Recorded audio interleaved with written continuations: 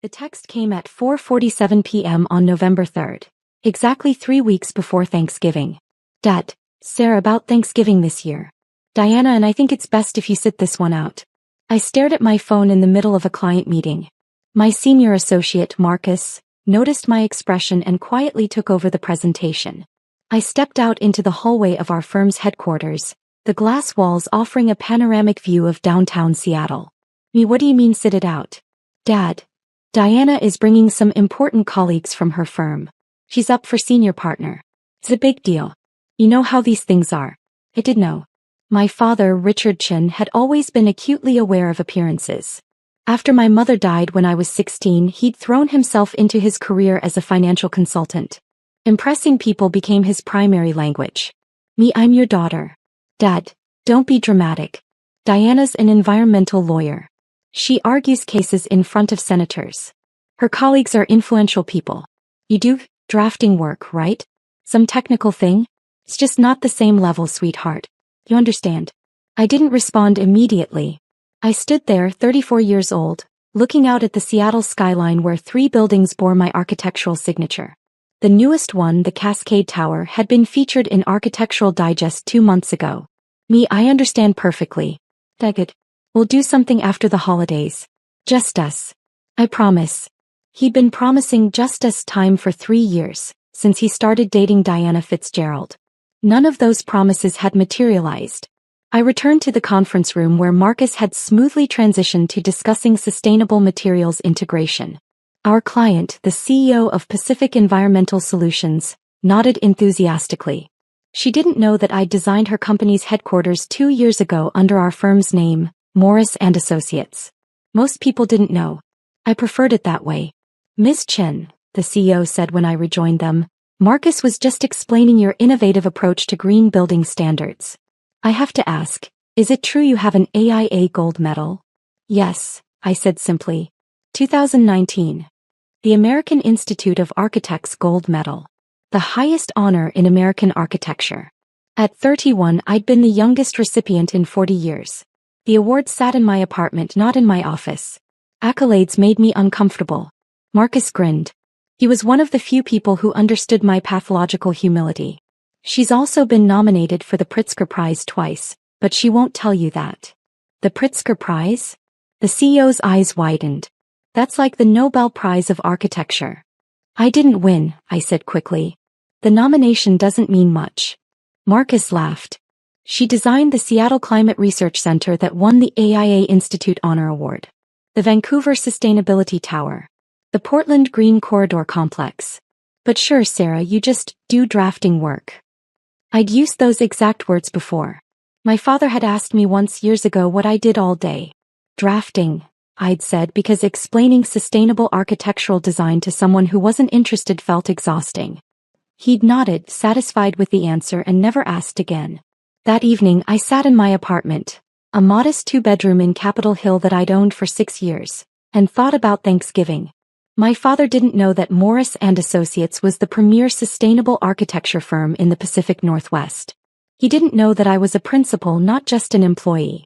He didn't know that I'd been featured in Architectural Record, that I'd given a keynote address at the International Green Building Conference in Geneva, or that I consulted for the UN on sustainable urban development. He'd never asked. My phone buzzed. Dad. Diana wanted me to mention, please don't tell people at your work about Thanksgiving. She doesn't want any awkwardness if it somehow gets back to her colleagues. You know how office gossip spreads. I set the phone down without responding. The next 3 weeks passed in their usual controlled chaos. I had 4 major projects in development. A corporate headquarters in San Francisco, a mixed-use development in Portland, a university research facility in Vancouver, and the project I cared about most, a low-income housing complex in Seattle's Central District that would set new standards for affordable, sustainable living. On November 15th, I attended a construction milestone meeting for a project that would become relevant very soon, the Fitzgerald Environmental Law Partners building. I didn't make the connection immediately. Fitzgerald isn't an uncommon name. The project had been in development for 2 years, long before my father started dating Diana. Our firm had won the contract through a competitive bidding process, selected for our expertise in LEED Platinum certification and net zero energy buildings. The The building was a statement piece. 7 stories of cross-laminated timber floor-to-ceiling windows optimized for natural light, a living wall facade, rooftop solar panels integrated into the design so seamlessly they looked intentional rather than practical. The budget was $47 million. Every detail had been scrutinized, approved, and executed to perfection. Marcus and I met with the construction manager, the environmental systems engineer, and representatives from Fitzgerald Environmental Law Partners. Their office manager, a sharp woman named Patricia, led the tour of the nearly completed interior.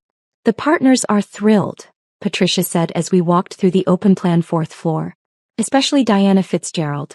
This building is going to be featured in every environmental law publication in the country. It's exactly the image we want to project." My stomach tightened. Diana Fitzgerald? Our senior partner. Well, she will be after the vote next month. This building is basically her baby. She's been involved in every decision. Patricia smiled.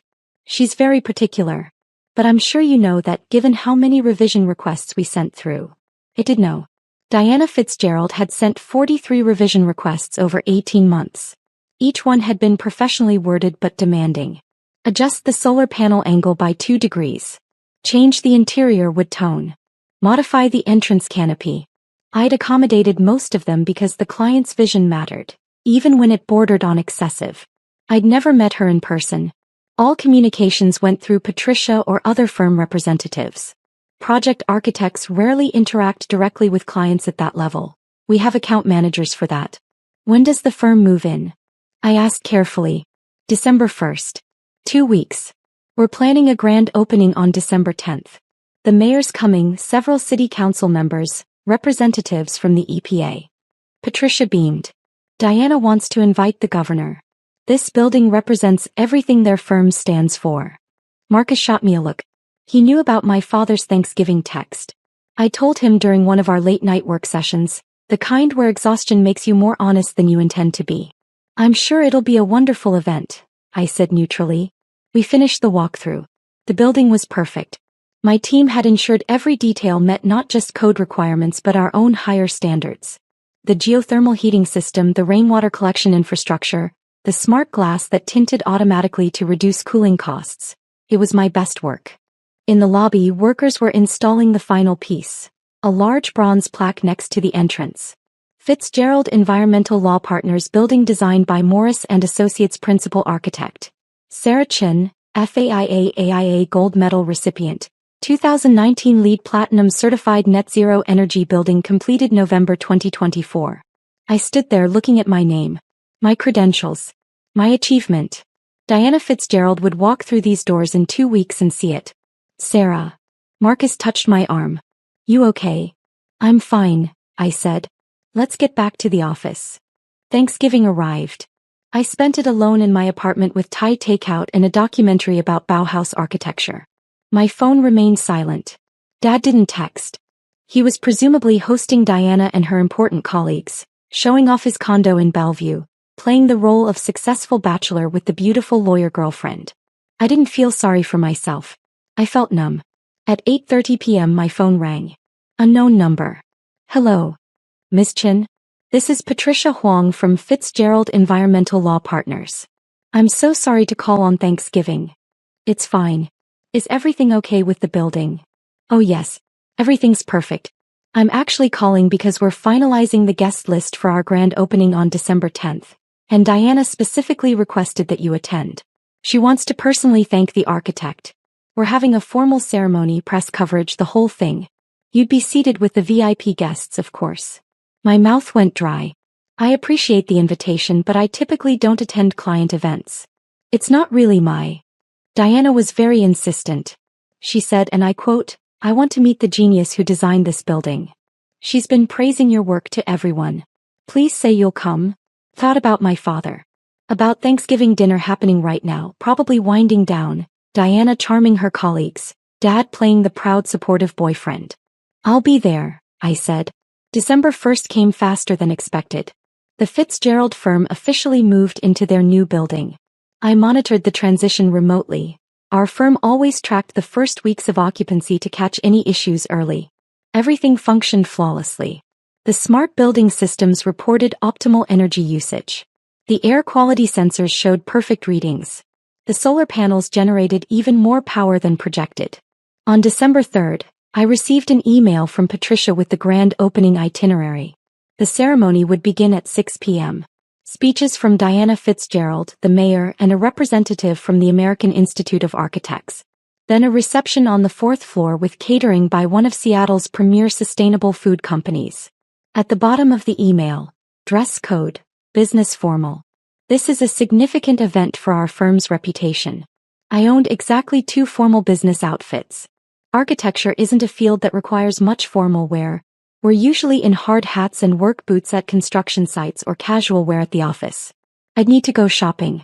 Marcus insisted on coming with me.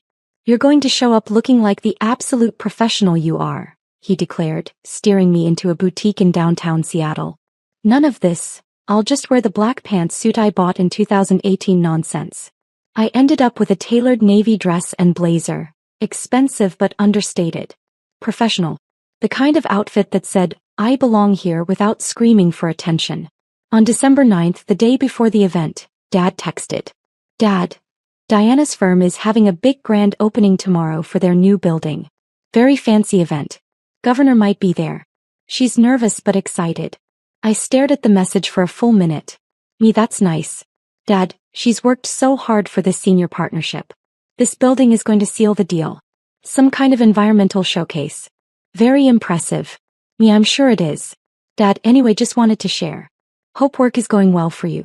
We should really get lunch sometime soon. I didn't respond. That night I barely slept. I kept imagining different scenarios. Diana seeing my name on the plaque and not making the connection. Chin is a common name. Diana making the connection but not caring. Diana making the connection and feeling embarrassed. That last option seemed most likely and most satisfying, and I felt guilty for feeling satisfied. I didn't want to be vindictive. I just wanted to be seen. December 10th arrived cold and clear. Seattle winter at its most beautiful. Sharp air, blue sky, the city lights already twinkling even though it was only 4 p.m. I dressed carefully. The navy outfit looked good. Professional. I wore minimal jewelry. Just the simple gold watch my mother had given me for my 16th birthday, 2 months before she died. I pulled my hair back into a low bun. Light makeup. I looked like exactly what I was. A successful architect attending a professional event. Marcus met me at my apartment. He'd insisted on coming as my +1, even though the invitation was for me alone. Moral support, he'd said. And I want to see the look on this woman's face. We arrived at 5:45 p.m. The building looked stunning in the evening light, the facade illuminated by carefully designed external lighting that highlighted the timber construction and living wall. A red carpet led to the entrance where 2 young associates from the Fitzgerald firm checked names against a guest list. Sarah Chin, I said. The associate's eyes widened. Miss Chin? Yes, of course. You're seated at the head table. Please come in. Diana has been asking about you all day. The lobby was transformed. The harsh construction lighting had been replaced with warm ambient light. The polished concrete floors gleamed. White-clothed cocktail tables dotted the space, already filling with guests in formal attire. I recognized the mayor talking with a city council member. Several faces from the Seattle architecture community. Press photographers moving through the crowd. And there near the center of the lobby stood my father and Diana Fitzgerald. Diana was tall, mid-40s, with perfectly highlighted blonde hair and the kind of polished appearance that came from years of courtroom presentations. She wore a deep green dress that probably cost more than my entire outfit. She laughed at something the mayor said, touching his arm lightly, the perfect political gesture. My father stood beside her, beaming. He wore a suit I'd never seen before. Expensive, perfectly tailored. He looked proud. Happy. He hadn't seen me yet. Marcus touched my elbow. You want to get a drink first? Yeah. We moved to the bar set up along the side wall. I ordered a gin and tonic, though I had no intention of drinking much. I needed to stay sharp. Sarah Chin. I turned. A woman in her 50s approached, smiling warmly. I recognized her immediately. Judith Morrison, president of the AIA Seattle chapter. Judith. It's good to see you. I should have known you designed this building. It has your fingerprints all over it. The integration of function and beauty, the absolute commitment to sustainability without sacrificing aesthetics. She gestured around the lobby. This is going to win awards. You know that, right? The team did excellent work. The team you led. Judith smiled knowingly. I'm presenting you with the AIA Seattle Medal of Honor in February. Consider this your advance notice. Please don't try to decline. Before I could respond, Patricia appeared at my elbow. Miss Chin, Diana is ready to meet you. Would you mind coming over? We're starting the formal program in 10 minutes. My heart rate picked up. Marcus gave me an encouraging nod. I followed Patricia through the crowd.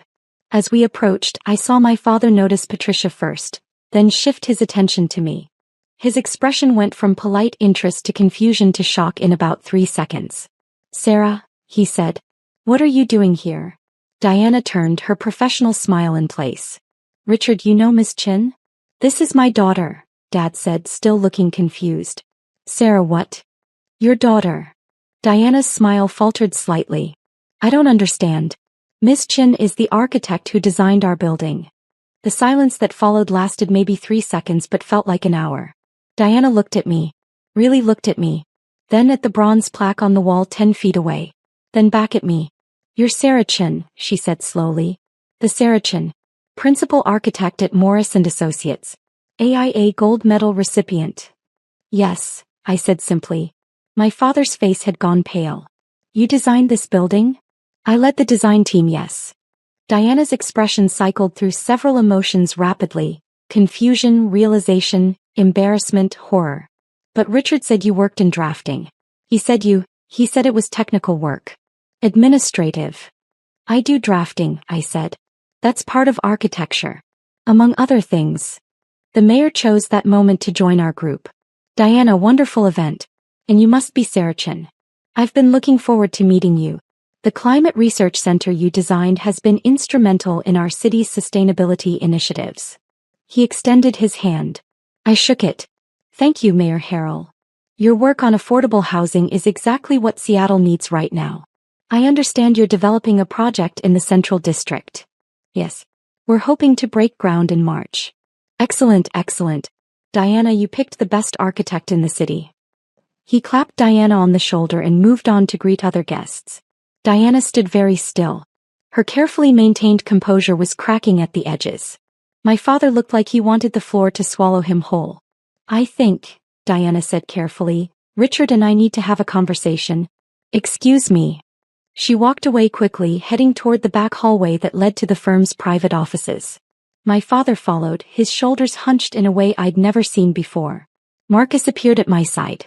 Holy shit, he whispered. That was better than I imagined. Patricia returned, oblivious to the tension. We're ready to start. Miss Chin, you're at the head table right up front. The ceremony began at 6:15 p.m. I sat at a table near the podium with Judith Morrison, 2 city council members, the AIA representative and the construction company CEO. My father and Diana were nowhere to be seen. Patricia gave opening remarks, thanking everyone for coming. Then Diana was supposed to speak, but Patricia had to improvise. Diana has been temporarily detained with an urgent matter. While we wait, I'd like to invite our architect, Sarah Chin, to say a few words about the building. This wasn't planned.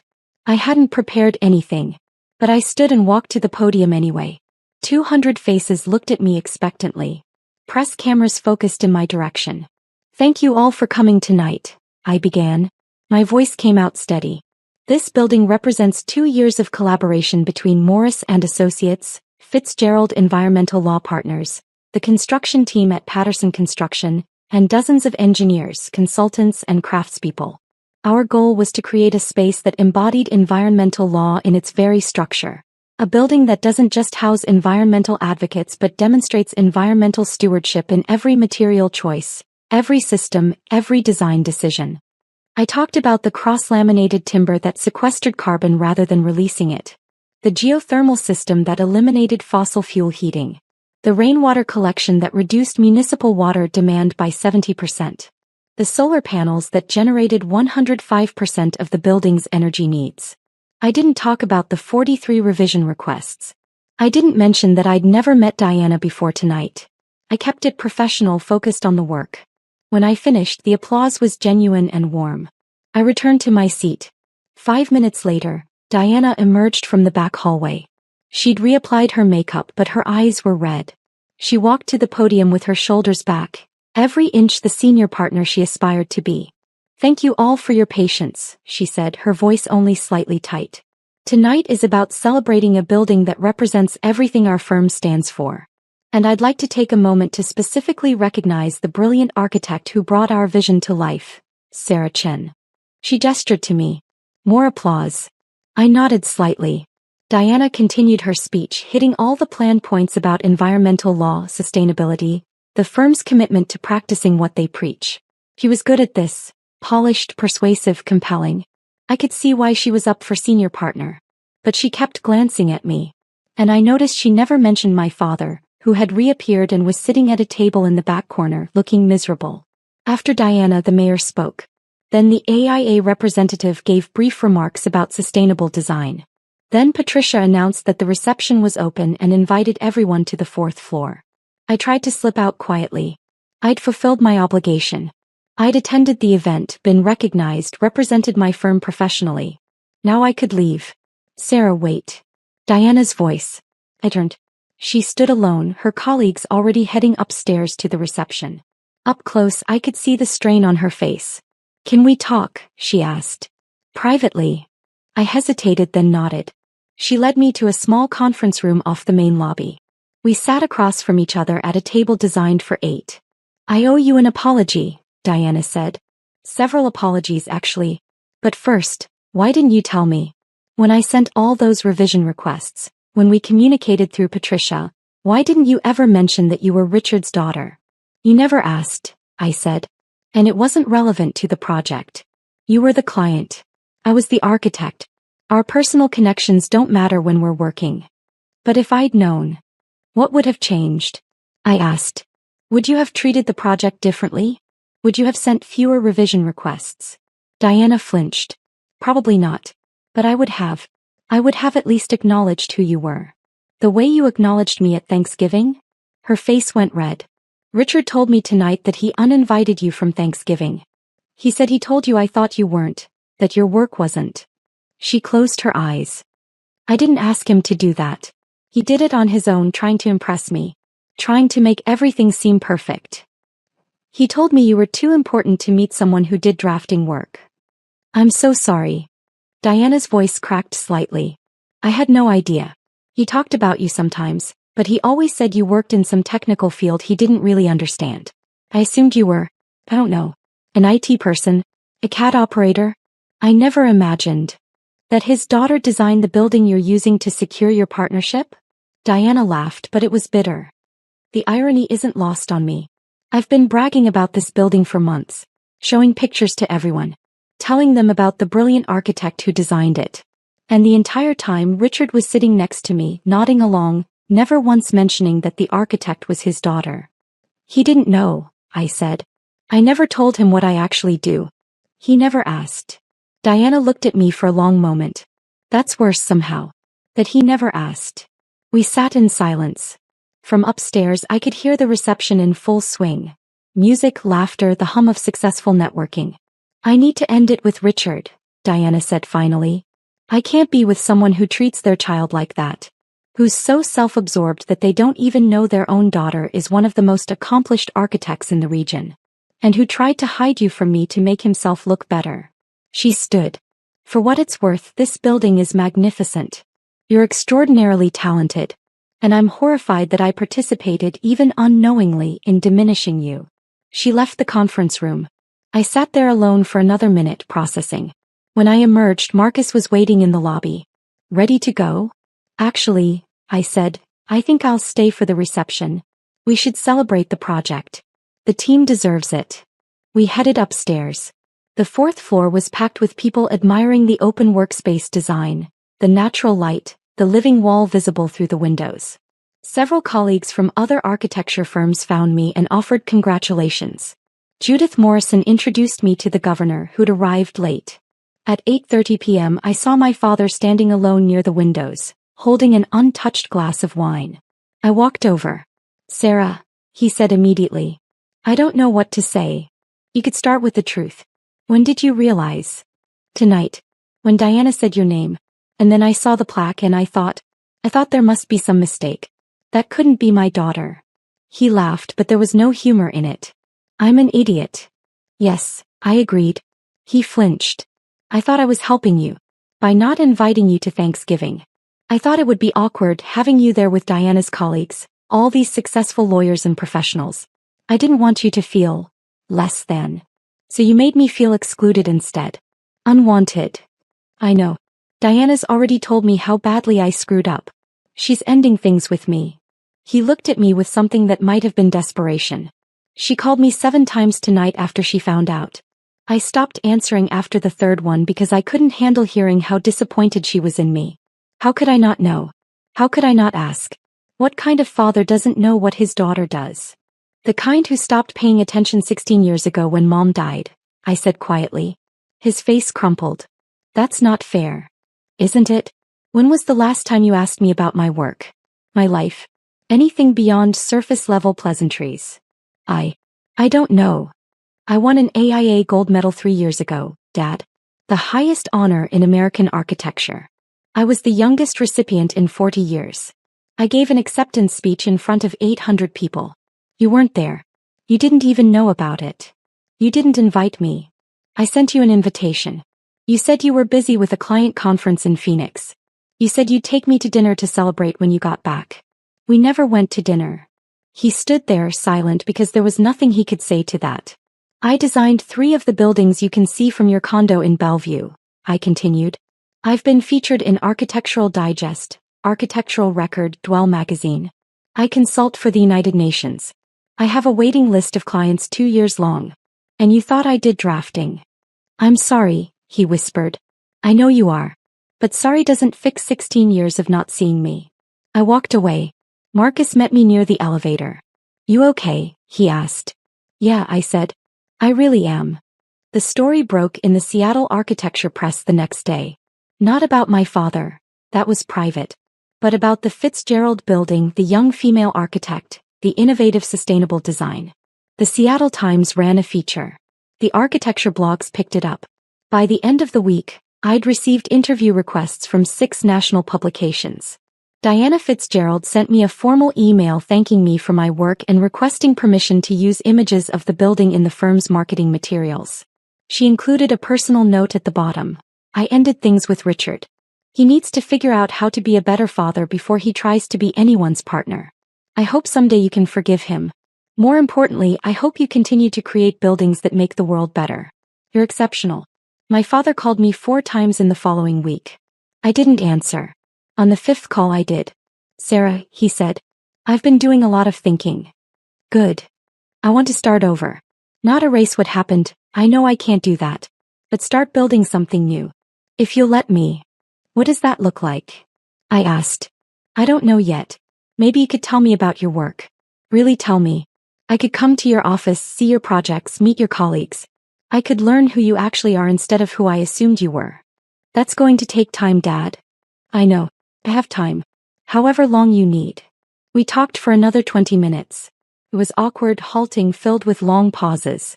But it was a start. 3 weeks later he came to my office. Marcus gave him a comprehensive tour while I was at a site visit. When I returned, Dad was sitting in our conference room looking at the wall where we displayed images of completed projects. You built all of these? He asked. Led the teams that built them, yes. He walked closer to the images. The Climate Research Center. The Vancouver Sustainability Tower. The Fitzgerald Building. The Affordable Housing Project renderings. Your mother would be so proud, he said, his voice thick. I know, I said. I wish she could see them. She always said you saw the world differently than everyone else. That you could look at empty space and see possibility. He turned to me. I should have paid attention. I should have looked. You're looking now. It wasn't forgiveness. Not yet. But it was something. 6 months later, I attended the AIA National Convention in Washington, D.C. The Fitzgerald Building won the Coat Top 10 Award for Sustainable Design. I accepted the award on stage in front of 3,000 architects from around the world. My father was in the audience. I'd sent him an invitation and this time he came. After the ceremony he found me in the crowd. I'm proud of you, he said. I should have said that years ago. I'm saying it now. Thank you, I said. Diana was right to end things with me. I wasn't worthy of her. And I wasn't worthy of being your father. He paused. I'm trying to be better. I'm trying to be someone who deserves to be in your life. You're my father, I said.